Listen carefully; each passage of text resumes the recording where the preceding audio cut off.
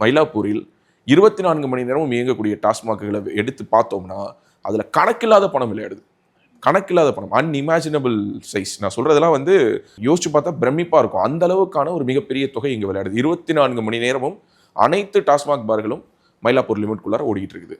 So இப்படி அனைத்திலும் okay, இது எல்லாத்துலேயுமே யாரோட பேர் அடிபடுது அப்படின்னா மயிலை தாவேலுடைய பேர் தான் அடிபடுது. அவர் எல்லாமே எம்எல்ஏ அண்ணன் சொல்லிட்டாருன்னு.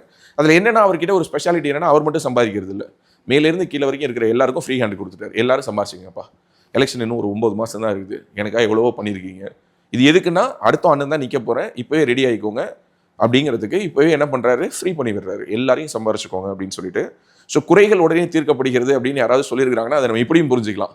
அவங்களோட குறை என்னவா இருந்திருக்கும், அண்ணே 12 மணிக்கு தானே திறக்கிறாங்க, கையெல்லாம் நடுங்குதுனே அப்படின்னோடனே, என்ன உனக்கு 24 ஹவர்ஸ் ஓட்டணுமா, ஓட்டிக்க அப்படிங்கிற லெவலுக்கு இந்த குறைகளையும் சேர்த்து யார் தீர்த்து வச்சுட்டு இருக்காரு, நம்மளுடைய தாவேலு தீர்த்து வச்சுட்டு இருக்கிறாரு.